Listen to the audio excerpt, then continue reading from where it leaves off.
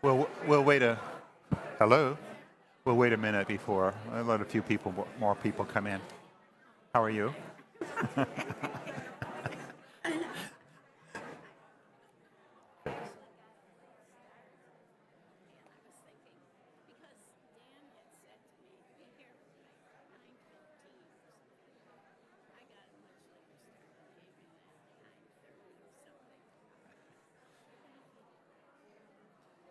Good morning.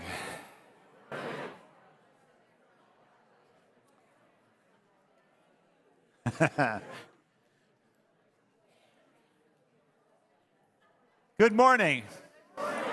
Welcome to the Unitarian Universalist Congregation of Greater Naples. I see that the cold weather has sort of slowed some of our movements down, and maybe we're a little slow getting into the sanctuary this morning. I was, anyway. My name is Tony Fisher. I am here and grateful to serve this congregation as minister. And this morning, I would like to express my gratitude for those people who were sitting outside this morning. The stewardship committee who braved the cold to sit out there and hand you an envelope this morning. They've done a great job this year in preparing for this time, for keeping us informed. And I want to thank the team, Mike Kirko, Bill McCormick, Susan Music, and our administrator, Anna Riazzi, for all the work that they've done so far, and we know there's more to come. So thanks to the stewardship team for all your work. I'm also very grateful to have Patty Bryan here as our worship associate this morning to help with welcome and other things. Okay. Good morning, everyone. Thank you, Tony, and good morning. It's great to see you all here. Let me add my welcome to all of you, old friends and new, as we come together in community. We're especially thankful for those of you who are with us for the first or second or third time. We hope that you find love, comfort, and connection right here. I urge you to look at the back of your order of service, where you find our mission statement and our newly approved vision statement. Both underscore our desire as a community to live our values and work to create a loving community right here within these walls and out in the wider world. Before we start, let me remind you to check the newsletter and the email news blasts to stay up to date on all the upcoming events here at UUCGN. We now also have a blue Sunday news sheet available in the lobby every Sunday with upcoming events. Our hope is to keep these announcements that I'm doing right now brief by highlighting opportunities coming up only within the next few days. Number one, as you are aware, if you came in the front door, our congregation's annual pledge drive kicks off today. Those of us who are members will be receiving our pledge cards, and if we haven't already, we're being asked to stop and really think about what this congregation means to us and what we can do to support this special place. The stewardship team is hoping that many of you have done so already and will be able to fill out your card and return it today before you leave. If you're not a member and have been around long enough to know that you'd like to make a contribution to help keep this institution going, please ask one of the stewardship team for a blank pledge card. They'll be on the pavilion during the coffee hour. Everyone is invited to partake of the Embracing Generosity cake during the coffee hour. Okay. And if you turn in your pledge card, you're entitled to a second helping.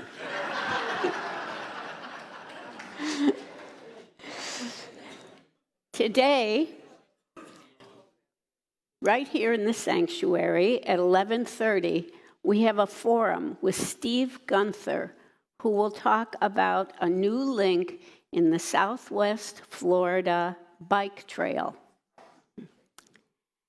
And after worship, there'll be a gathering in the conference room for people enrolled and new to the Chalice Circle.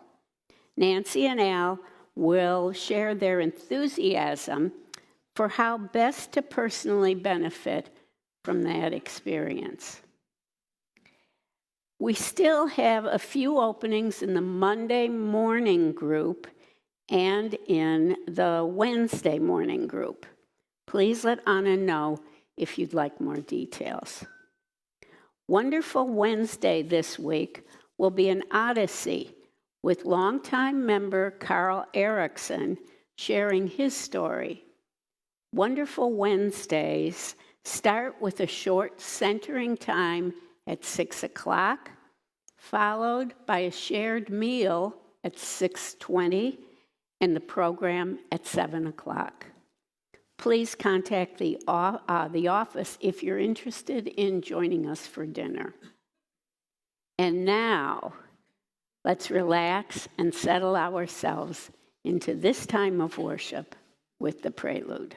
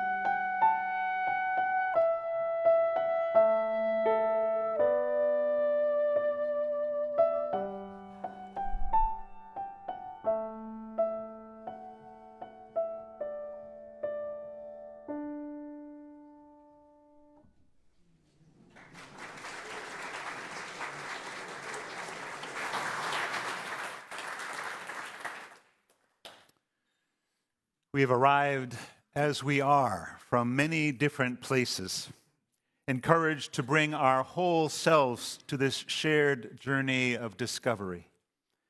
Each of us brings different gifts. Each of us has different needs. Yet together we join in a search for truth and meaning, engaging our minds and our hearts and our hands. Here along this shared path, may your needs be met. May your gifts find a grateful home. And may you find joy in the fellowship of others on this journey together. Welcome all, however you come, whoever you are. Let us enjoy this time together. And let's share in the chalice lighting words you see on the screen or in your order of service. May this flame stir our hearts and remind us of our mission to be truly great, to grow in mind and spirit, and to widen the circle of peace, justice, and love.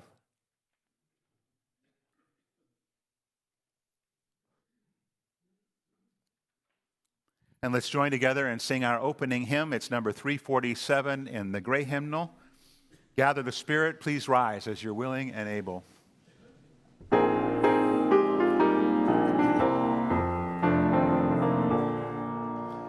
Gather the Spirit, harvest the power, our separate fires will kindle one flame, witness the mystery of this hour, our trials in this light appear all the same. Gather in peace, gather in thanks, gather in sympathy now and then, gather in hope, compassion and strength, gather to celebrate once again.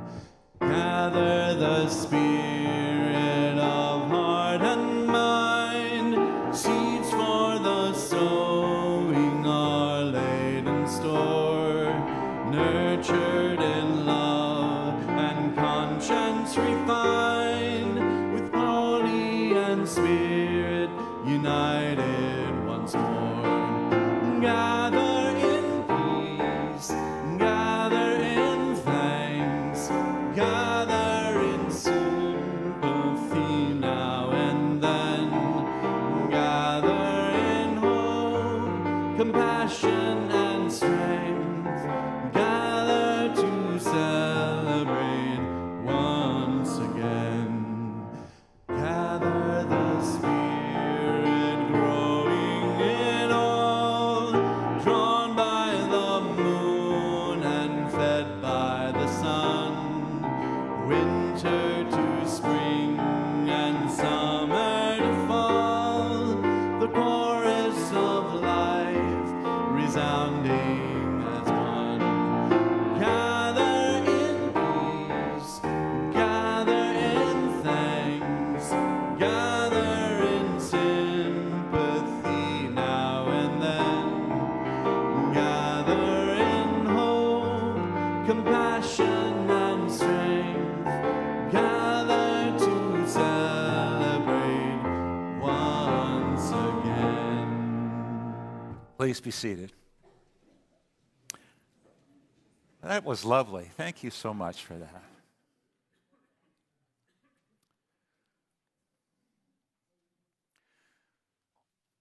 Within the confines of a lush green forest, there was a small village, and in the middle of that village stood a grand and sprawling tree, even bigger than those in the surrounding wood. Its trunk was so large that it took 7 people holding hands to go around it. Its branches, roots were strong, and the leaves caught the light, sheltered people from the rain and the warm summer sun. Its fruit was juicy and plentiful. The people of the village loved that tree. Children played beneath it and climbed in its lower branches. Young people knew that if you whispered your dreams to the tree, they would most often come true. People who proclaimed their love or their friendship beneath its branches found their relationships to be nourishing. And those who were a bit older discovered that their sweetest memories could be counted on when they were near that tree. The tree had been witness to so much.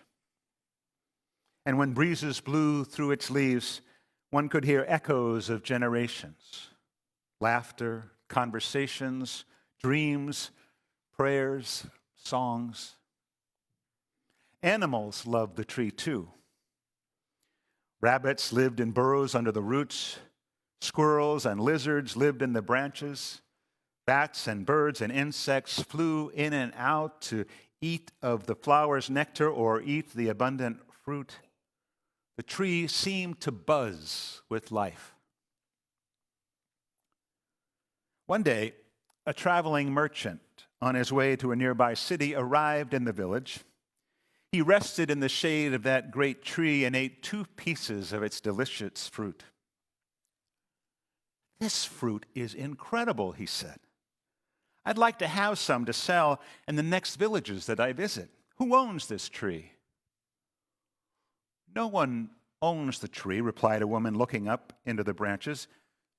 "If anything, we belong to it." The man looked quizzically at the woman and said, "I'm not sure what you mean by that, but if no one owns the tree, then no one will mind if I pick the fruit." And he began to fill his bag. "Respectfully," she said, "I mind, and today I am the keeper of the tree." "What do you mean, the keeper of the tree?" the man said. "Well, each of us who lives here takes our turn being here with the tree," said the woman. "We could never own it. We're here as protectors, as sustainers." "That's ridiculous," said the man. "Look at this tree. It doesn't need you. You could just take what you need, take what you want. The tree will go on." But the villager couldn't be persuaded. "That may be so, and it may not. But with all due respect, this tree isn't like that. We don't come here to take from it, even though we receive much. We are keepers of the tree because this is where we're nourished. This is where some of our most precious memories are and where our people have dreamed. This is where we remember who we are together and who we want to become." "Well," said the merchant, "you may think this tree is very special and it looks pretty healthy, but it still doesn't need you to sit with it. That's just silly." "Ah," replied the woman, "the tree itself may not need me today, but what of others who come by? Just this morning I sat with a man whose heart was heavy with worry. Had I not been here, he would have had to carry that weight alone. And this afternoon, a couple came by, tired from a journey, and they rested with me. They said they'd been looking for a place like this. And then an elder of the village came by, and together she and I watched and listened in wonder to all the birds in the branches. And now you're here. You were confused about what this tree is and how to be with it. Imagine if you'd arrived and not found anyone here to talk with you. You might have continued thinking that everything you do is all about you. Lucky for you, my friend, I'm here to let you know that when you care for the tree of life, it becomes about so much more than just you. Now, if you'll excuse me, that's my family. They come to be with me here and have a picnic. I'm sure there's plenty if you'd like to join us." Well, the merchant did share a bite and some good conversation with the family, and afterwards he sat there for a long while in the dappled shade, thinking about what the woman had said. Ideas that felt new and a little challenging.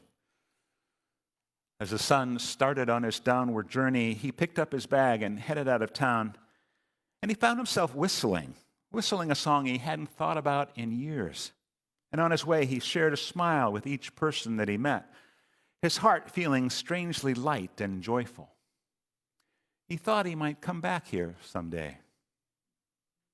And the people of the village, they're still there, continuing to sustain the tree of life, to welcome the stranger, to care for one another, and to share their gifts with grace, gratitude, humility, and generosity.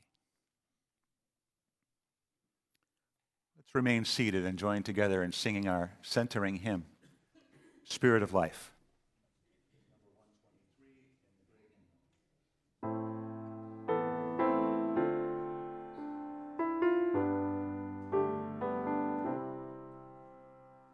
Spirit of life, come unto me. Sing in my heart all the stirrings of compassion. Blow in the wind, rise in the sea, move in the hand, giving life the shape of justice. Roots hold me close, wings set me free. Spirit of life, come to me, come to me. Fuente de amor, ven hacia mí y al corazón cántale tu compasión. Sopla al volar, sube en la mar, hasta moldear la justicia de la vida. Arraigame, libérame, fuente de amor, ven a mí, ven a mí.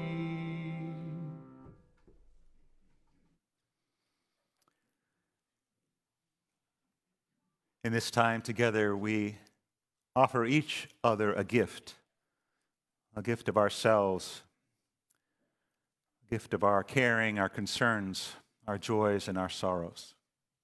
If you have something that you'd like to share this morning, I'll bring you the microphone. Please state your name and briefly what's in your heart, joys and sorrows.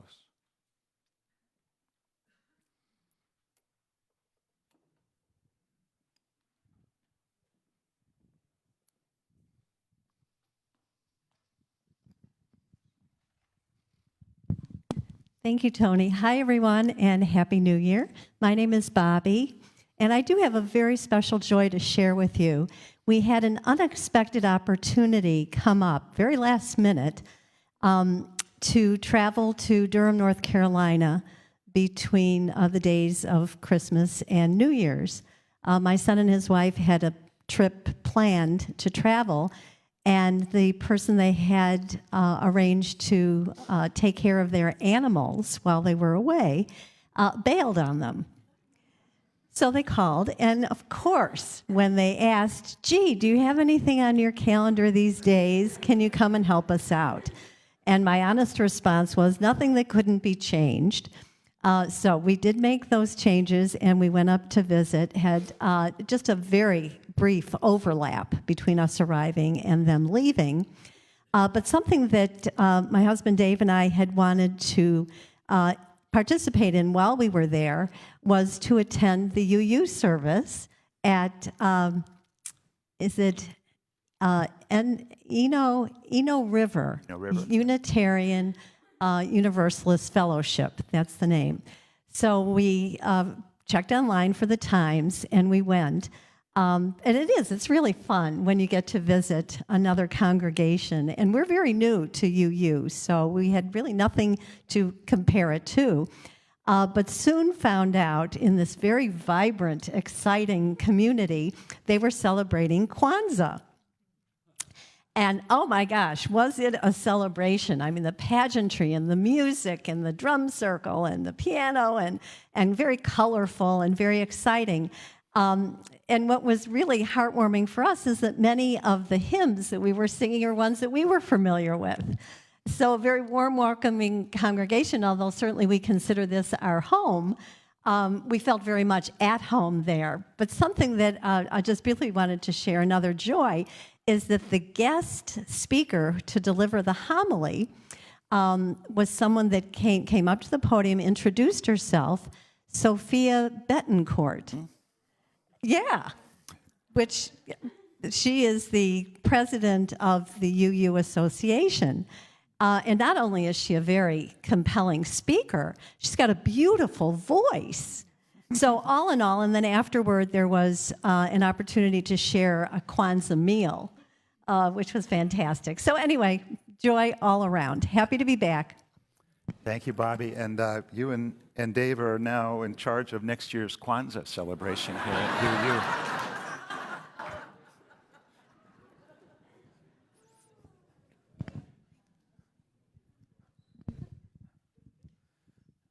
Good morning. I'm Marjorie Corallo, and today is January 5th.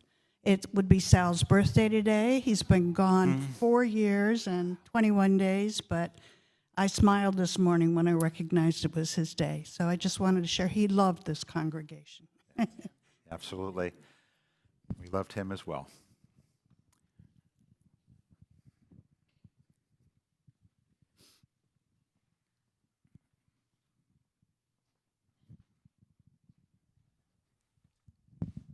Hello, I'm Marcia Gunther, and I'm very pleased to have my brother-in-law Steve Gunther with me, who will be celebrating a bicycle trail that's going to be built in the future in Bonita Springs and Estero.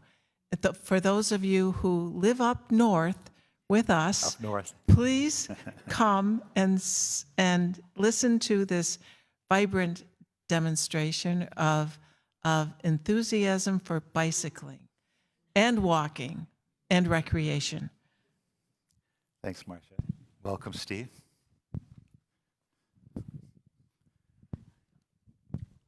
Hello, everybody. My name is Seamus Kelleher.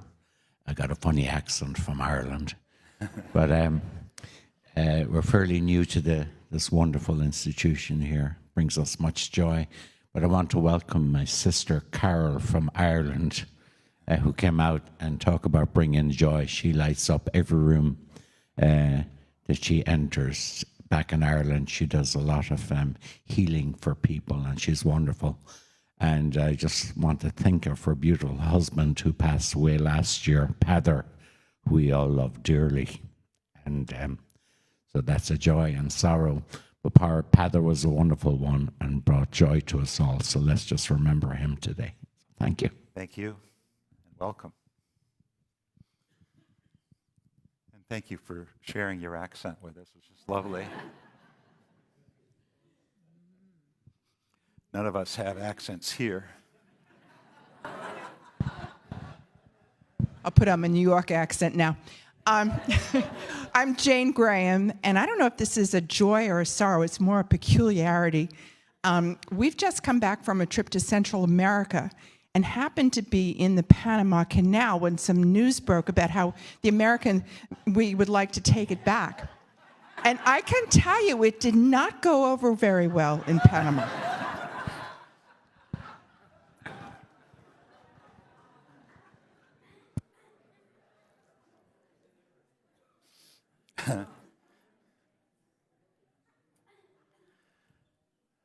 Thank you all for sharing your joys, your sorrows, your concerns.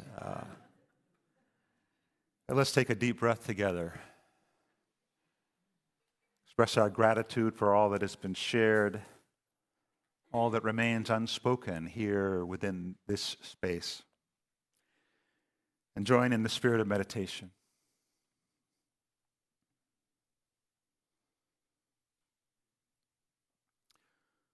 Roots hold me close, wings set me free. Sing in my heart all the stirrings of compassion. Spirit of life, we bring ourselves into this room, our joys and our sorrows, our triumphs and failures. We come sometimes with trepidation, fragile in the face of the latest news. We come sometimes with exuberance, buoyed with wonder and love. We come to be held in the embrace of a loving community where we can find solace and courage. We come to be reminded of our best selves. Life is ebb and flow, a striving for integrity and wholeness in the midst of a troubled and troubling world. At its best, this place, this home away from home, this house of hope, provides the nourishment we need to go back out the doors and face that news. To be courageous in our individual lives, to be the heart and hands of compassion and justice. And when we work together, this is a place where the possible unwinds into the actual, where each of us, with all our faults and with all our talents, with all our fears and with all our hopes, can find the inspiration to be the change we want to see within ourselves and in the wider community. Spirit of life, sing in our hearts, and let us be glad for this place of healing and nurturing. Let's give thanks for the joy of community and grateful for the ways that together we serve each other and the world. Let's share some time in silence.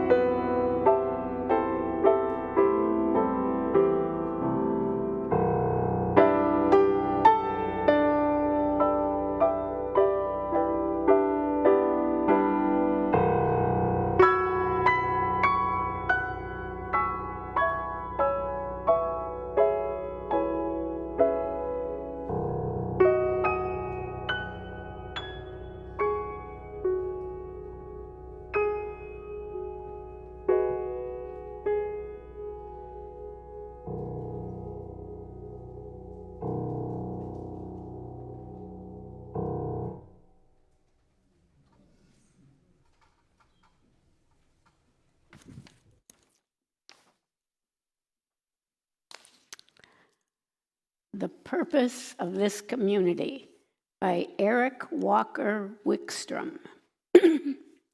If you are who you were, and if the person next to you is who he is or she was, if none of us have changed since the very day we came here, we have failed.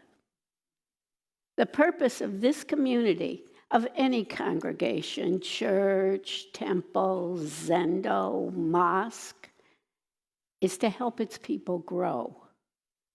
To grow in spirit, grow in community, grow in our capacity for justice. We do this through encounters with the unknown, in ourselves, in one another, in the other, whoever or whatever that might be for us, however hard that might be, because these encounters have many gifts to offer. We do this by considering the values that are of ultimate importance for ourselves, for our community, and for our world. And finding ways to live those ideals every single day. So, on this cold, clear morning, cold to us, not to anybody else, on this cool, clear morning in Naples, let's remember the purpose of this community and who we all can be together.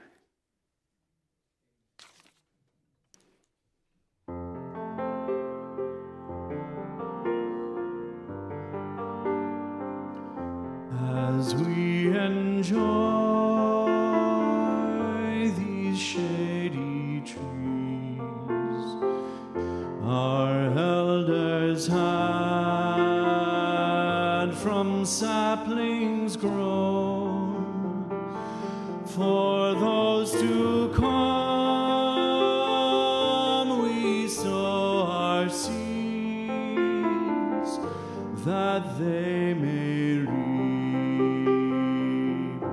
what we have sown.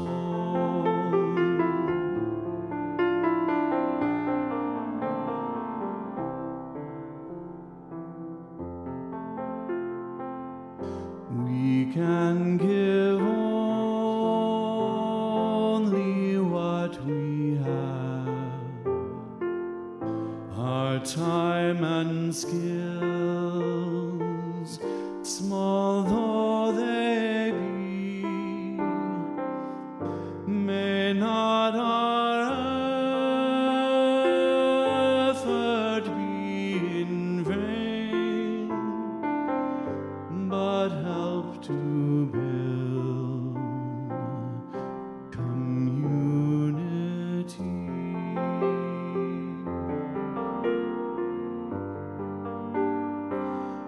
Community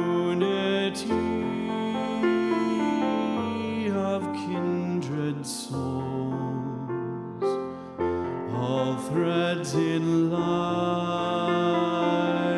vast tapestry. So may we live and grow and thrive, now and for all posterity.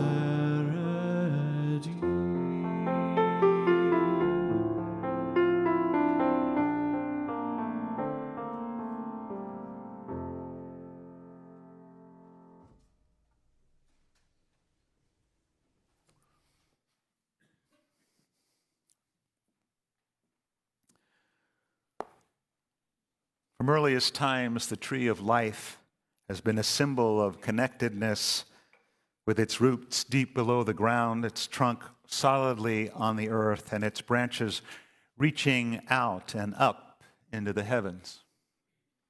The tree of life, or some version of it, is a motif present in almost every religious tradition. In the Abrahamic faiths, the tree of life offers eternal life and healing.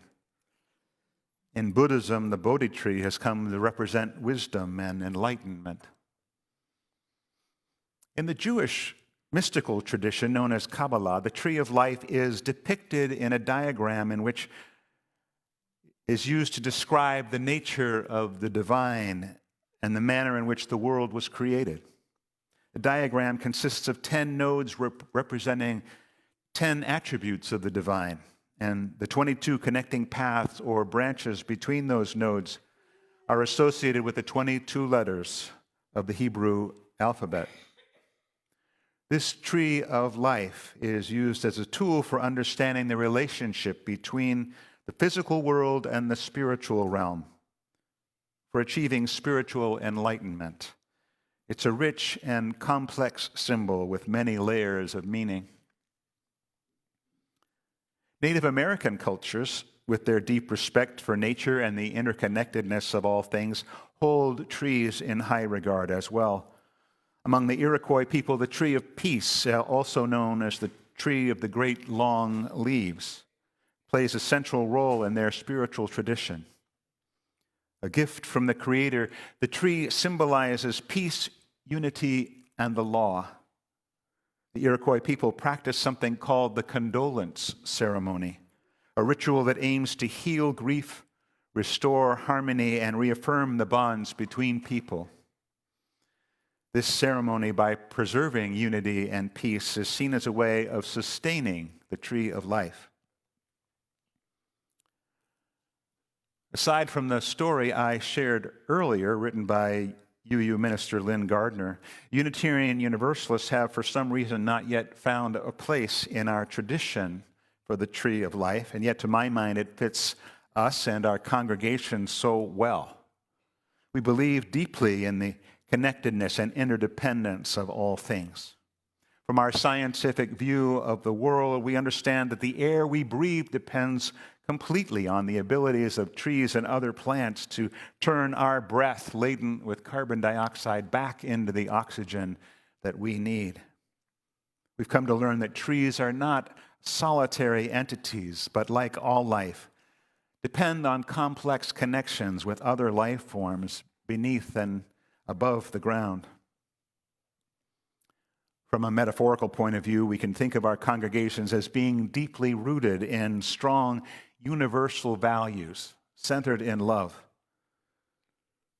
That the solid trunk of the tree might well represent our communities, strong amidst the harshness of the world.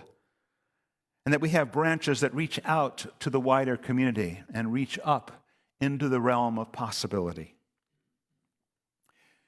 Here at the Unitarian Universalist Congregation of Greater Naples, we could look equally to our garden as a metaphor for the whole community, a labor of love formed out of the minds and hearts and hands of our members for over 40 years, a creation still in the making.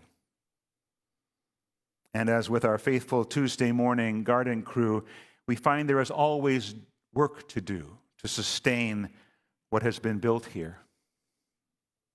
And how do we do that? How do we sustain this particular place, our own tree of life?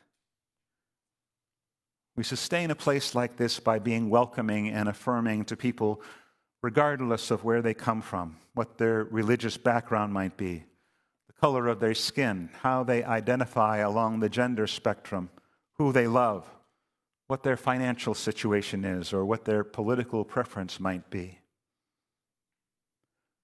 We sustain a place like this by standing against superstition and fear, affirming instead the best in each of us, pointing to what is noblest in human living, seeking meaningful truths from many different sources that can help us live together in love. We sustain a place like this by holding each other through difficult times and by cheering one another on when there are triumphs to celebrate. We celebrate a place like this and sustain it by working to grow in mind and spirit, connecting and reconnecting with our best selves as we join in the company of fellow seekers and fellow doers who choose to live their values out loud. We sustain a place like this by providing for our children a safe place for them to grow in curiosity and contemplation, gratitude and love, comfort and joy. We sustain a place like this because it is a voice for justice in a world that needs to hear that voice, an organization where people are encouraged to use their voices to speak out for the planet and its people. We sustain a place like this not because it's perfect, but because it strives for the ideal of beloved community within the confines of these walls and beyond. We sustain a place like this by being aware of the challenges we face as a community and by taking responsibility in whatever way we can to be its protector. And yes, we sustain a place like this by generous giving as much as we can, knowing that there are very few other places where our gifts can do so much. Very few other places where our gifts can do so much. And I don't say that frivolously. Let me turn around all that I have shared about being sustainers and put it in terms of why this place, in reality, that is you.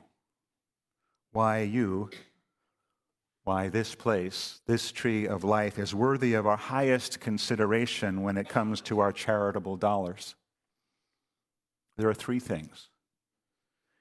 When you invest in this place, you are investing in yourself.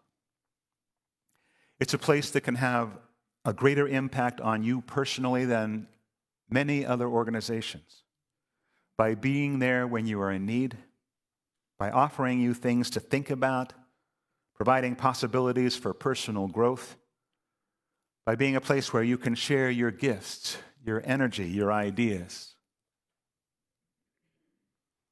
This place is worthy of your highest consideration because we all need community. And this community strives to be one of loving, open-minded, open-hearted people, a place where we can meet new friends who share our values, a place and a group of people for which we can develop a sense of belonging, a group of people working together as best we can to create a welcoming haven within a challenging world environment, people who are prepared to work to build a wider community of peace, justice, and love. And finally, this place is worthy of your highest consideration because it holds an important place in the wider community. And it has worked to expand its impact in that area, a place where you can think globally, but act locally. Place that has created programs like Weekend Meals and Emerson Academy geared to help others flourish within our community. It's a place that has multiple connections with other value-based organizations like the NAACP, the Interfaith Alliance, Americans United, Planned Parenthood, and more. A place that offers those organizations space to meet and plan events. This place is a voice of liberal, progressive, and frankly, core American values within a wider community that needs to be reminded constantly of those things. For ourselves, this is a community, for this community, for the wider world, for all that is our life. Let us each think of ourselves as keepers and sustainers for this place of hope, of love, and possibility.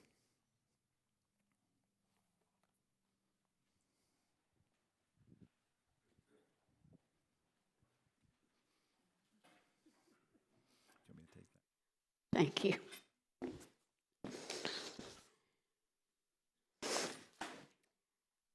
Let us take a moment to honor the ancestors of this church, the people who first came together to create a home for liberal religion right here in Naples, who worked to raise money for the building, who sat in committee meetings and created bylaws, who chopped and marinated and baked and cooked for potlucks, who painted and weeded and pounded nails and washed countless dishes, who gathered to worship, to learn, to grieve, to heal, to serve, to build justice, to transform their lives and this world. We are the recipients of an incredible gift and a beautiful vision. Let us do our part to keep this congregation strong, vital, and thriving for generations to come. The morning offering will be gratefully received.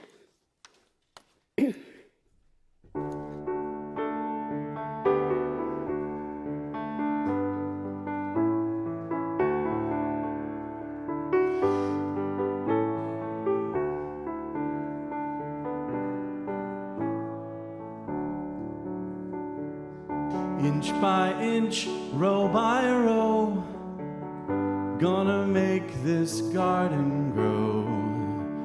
All it takes is a rake and a hoe and a piece of fertile ground. Inch by inch, row by row, someone bless these seeds I sow. Someone warm them from below till the rain comes tumbling down. Pulling weeds and picking stones, man is made of dreams and bones. Feel the need to grow my own, 'cause the time is close at hand. Grain for grain, sun and rain, find my way in nature's vein. Tune my body and my brain to the music from the land.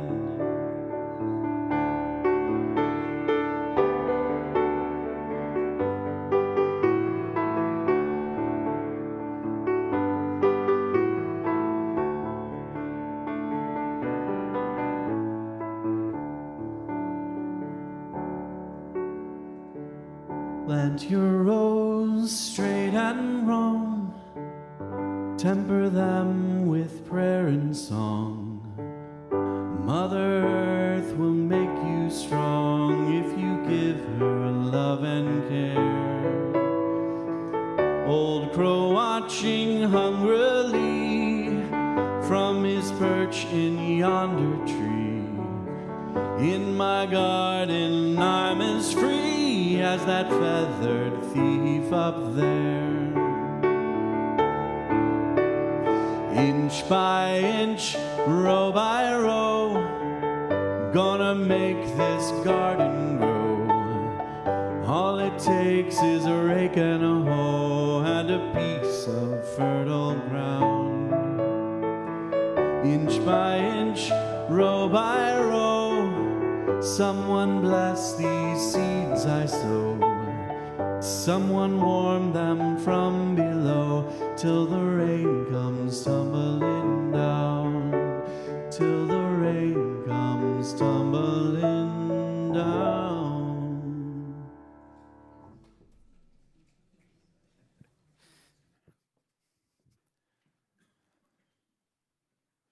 Yeah, I wanted to applaud too, so thanks. I think it was Robert Fulghum, the author of All I Really Need to Know I Learned in Kindergarten, and a Unitarian Universalist minister, who said that he always thought that anyone could make money, but that making a life worth living was the real test. From the moment we start exploring our cribs, our whole lives are spent learning how to navigate this world, learning what works and what doesn't, what's important and what's not. really trying to make a life worth living. What we come to realize, if we're wise, is that we can't do this alone. That a life worth living is a life among family and friends and community. A life worth living is one where we can match our gifts to the needs of the community and where our need for love, friendship, and support can be met. A place where we find we can grow spiritually and intellectually. A life worth living is one where we have opportunities to help others so that we learn the important lesson that it's not just about us. That's what we try to do here together. It's what Patty was talking about when she invoked all those thoughtful, caring people who have come here over the decades and applied their individual life lessons to the common work of this community, becoming in their turn keepers and sustainers because they arrived and they looked around and they found a home, an intellectual or ethical or social or spiritual home or all of the above. And we're grateful and happy to offer what they could so that this place, this particular tree of life, would be here for others to find and in their turn help sustain. Let's rise together and sing once again our closing hymn, For All That Is Our Life. It's number 128 in the gray hymnal. Words will be on the screen.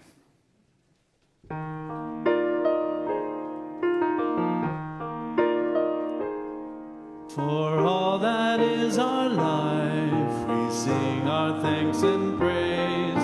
For all life is a gift, which we are called to use to build the common good and make our own days glad. For needs which others serve, for services we give, for work and its rewards, for hours of rest and love, we come with praise and thanks. For all that is our life.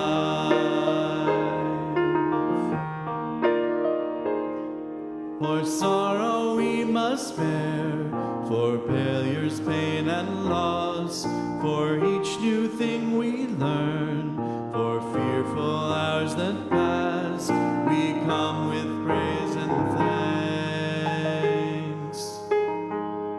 For all that is our life. For all that is our life, we sing our thanks and praise. For all life is a gift, which we are called to use to build the common good and make our own days glad.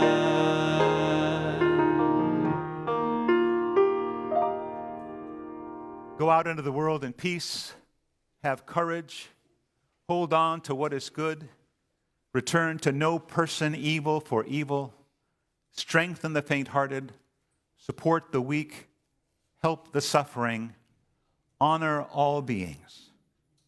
Enjoy coffee hour and don't forget to turn in your pledge card.